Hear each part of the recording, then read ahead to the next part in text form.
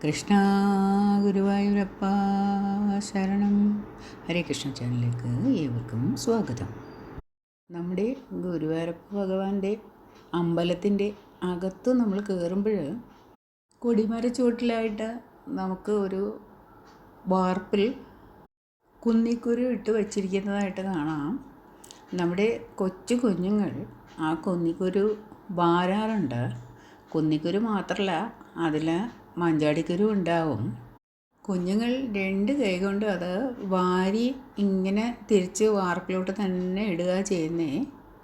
ഗുരുവായൂരപ്പ ഭഗവാന്റെ അമ്പലത്തിനകത്ത് കുന്നിക്കുരു വന്നതിൻ്റെ കഥ നമുക്ക് കേൾക്കാം. പണ്ടത്തെ കാലത്ത് ഗുരുവായൂരപ്പ ഭഗവാനെ ഒന്ന് ദർശിക്കണമെങ്കിൽ വാഹന സൗകര്യമൊന്നും ഇല്ലല്ലോ.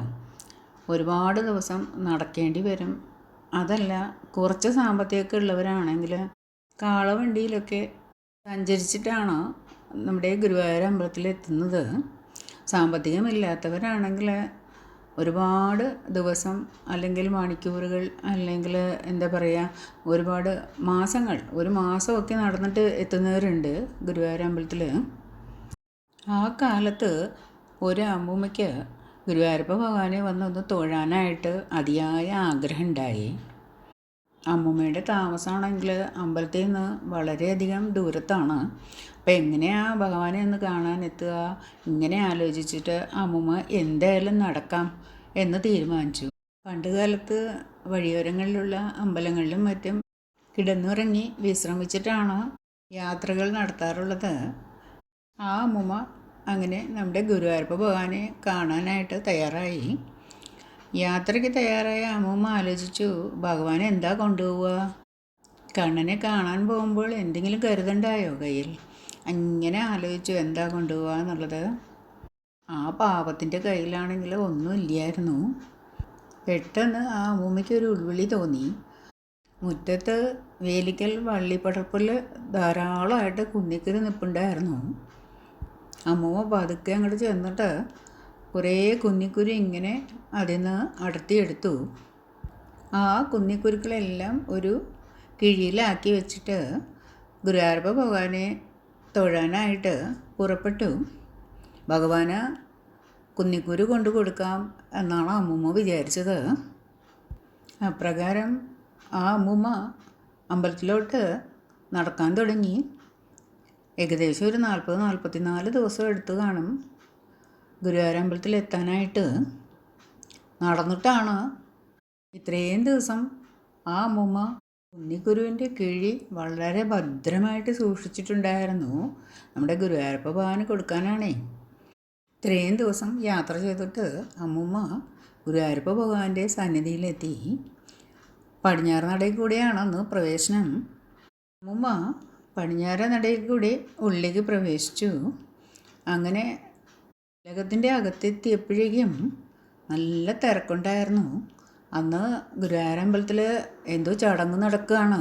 ഒരുപാട് ഭക്തജനങ്ങളുണ്ടായിരുന്നു. അങ്ങനെ ഉള്ളിലേക്ക് പ്രവേശിക്കാനായിട്ട് തിക്കിലും തിരക്കിലും പെട്ടിട്ട് ആ അമ്മൂമ്മ ഇങ്ങനെ വിഷമിച്ചാണ് അകത്തോട്ട് കയറുന്നത്. കയ്യിൽ ആ കുന്നിക്കുരുവിൻ്റെ കിഴി മുറുക്കെ പിടിച്ചിട്ടുണ്ട്, ഭഗവാന് സമർപ്പിക്കാനായിട്ടാണ്.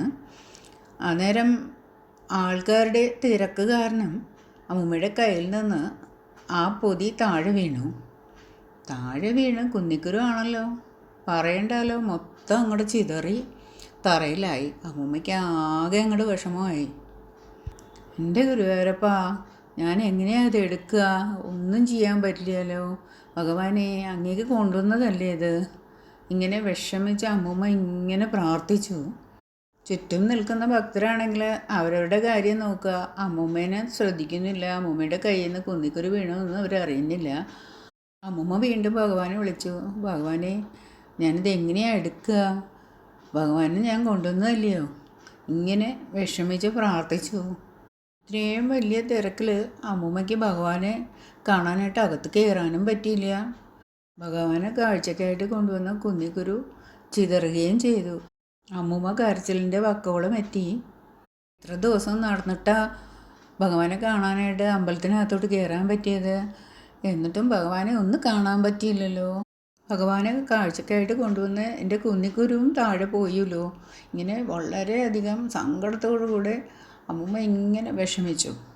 ചുറ്റും നിൽക്കുന്ന ഭക്തരുടെ തിക്കിത്തിരക്കിനിടയിൽ അവരുടെ കാലിൻ്റെയൊക്കെ താഴെയായിട്ട് ചില കുന്നിക്കുരുക്കൾ ഇങ്ങനെ കിടക്കുന്നത് അമ്മൂമ്മയ്ക്ക് കാണാം. പക്ഷേ അത് എടുക്കാനൊന്നും പറ്റില്ല. എല്ലാവരും ഭയങ്കര തള്ളാണ്, ഒന്നും ചെയ്യാൻ പറ്റില്ല.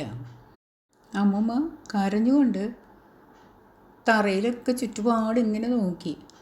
അപ്പോഴുണ്ട് ഒരു ചെറിയ ഒരു നീല മുതുക് കാണാം. അമ്മൂമ്മ ഒന്നുകൂടെ സൂക്ഷിച്ച് നോക്കി. നീല മുതുകുണ്ട്, മഞ്ഞപ്പട്ട് ധരിച്ചിട്ടുണ്ട്. ഒരു കുഞ്ഞാണ്, കുഞ്ഞ് കുനിഞ്ഞിങ്ങനെ എടുക്കുകയാണ്. ആൾക്കാരുടെ ഇടയിൽ കുത്തിയിരുന്നിട്ട് ഇങ്ങനെ പെറുക്കുകയാണ്. ഓരോ കുന്നിക്കുരുവായിട്ട് ഇങ്ങനെ പെറുക്കി പെറുക്കി വെക്കുകയാണ്. അമ്മൂമ്മ കലങ്ങിയ കണ്ണുകളോടെ ഒന്നുകൂടെ സൂക്ഷിച്ച് നോക്കി. അന്നേരം ആ കുഞ്ഞ് അമ്മൂമ്മയൊന്ന് തിരിഞ്ഞ് നോക്കി. തിരിഞ്ഞ് ഒറ്റ നോട്ടേ നോക്കിയുള്ളൂ. ഭഗവാനേ കൃഷ്ണ, ഗുരുവായൂരപ്പ, അങ്ങാണോ? അമ്മൂമ്മയുടെ കണ്ണുകൾ നിറഞ്ഞൊഴുകി. ഭഗവാൻ ആ ഓരോ കുന്നിക്കുരുവിനെയും പെറുക്കിയെടുത്തതിന് ശേഷം എവിടുന്നോ ഒരു ഉരുളി അങ്ങോട്ട് നീക്കി വെച്ചിട്ട് പെറുക്കിയ കുന്നിക്കുരു എത്രയും അതിലോട്ട് ഇടുകയുണ്ടായി. ഭഗവാൻ ഇപ്രകാരം ചെയ്യുന്നത് അമ്മൂമ്മ മാത്രമേ കണ്ടുള്ളൂ. ചുറ്റും നിന്ന് വേറെ ഒരു ഭക്തരും കണ്ടില്ല. ആ അമ്മൂമ്മയുടെ കണ്ണ് വീണ്ടും നിറഞ്ഞൊഴുകി. ഭഗവാനെ കൃഷ്ണ, ഗുരുവായൂരപ്പ, എനിക്ക് ദർശനം തന്നൂല്ലോ. ഭഗവാനിൽ മനസ്സർപ്പിച്ച് നാം ഭഗവാനെ എന്തു തന്നെ കൊണ്ടുപോയാലും ഭഗവാൻ അത് പൂർണ്ണ മനസ്സോടെ സ്വീകരിക്കും. അങ്ങനെ ഭഗവാന്റെ കൈകളാൽ ആദ്യമായിട്ട് വയ്ക്കപ്പെട്ടതാണത്രേ അവിടെയുള്ള കുന്നിക്കുരുവും ഉരുളിയും. പിന്നീട് ആ ഉരുളിയിൽ മഞ്ചാടിക്കുരുവും കൊണ്ടിടാറുണ്ട്.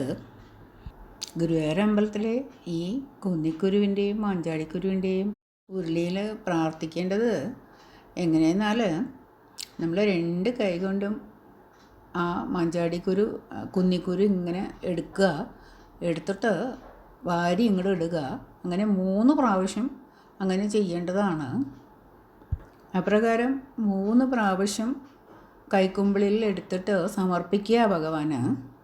കുഞ്ഞുങ്ങളെ കൊണ്ടും ഇതേപോലെ തന്നെ 2 കൈ കൊണ്ടും വാരിയെടുത്ത് ഭഗവാന് സമർപ്പിക്കുന്നതായിട്ട് ചെയ്യേണ്ടതാണ്. മുതിർന്നവർക്ക് തീർച്ചയായും ഇപ്രകാരം ചെയ്യാവുന്നതാണ്. നമ്മുടെ ഓരോ ചിന്തയും പ്രവൃത്തിയും ഗുരുവായൂരപ്പ ഭഗവാൻ അറിഞ്ഞുകൊണ്ടേയിരിക്കുകയാണ്. അഗൈതവമായ ഭക്തി നമുക്ക് ഉണ്ടാകുമ്പോൾ ഭഗവാന്റെ ദൃഷ്ടി നമ്മിൽ പതിക്കുന്നു. അപ്പോഴാണ് നമുക്ക് കൃഷ്ണാനുഭവം ഉണ്ടാകുന്നത്. ഭഗവാനെ കാണുന്നതായിട്ടും ഭഗവാന്റെ പ്രവൃത്തികളും ഒക്കെ നമുക്ക് അനുഭവയോഗ്യമാകുന്നത്. പ്രകാരം ഗുരുവായൂരപ്പ ഭഗവാന്റെ അനുഭവം ഉണ്ടായവർ കമൻറ്റ് ബോക്സിൽ ഹരേ കൃഷ്ണ എന്ന് എഴുതുക. നമ്മുടെ ഗുരുവായൂരപ്പ ഭഗവാന്റെ അനുഗ്രഹം ഏവർക്കും ഉണ്ടാകട്ടെ എന്ന് പ്രാർത്ഥിക്കുന്നു. ഹരേ കൃഷ്ണ. സർവം കൃഷ്ണാർപ്പണമസ്തു.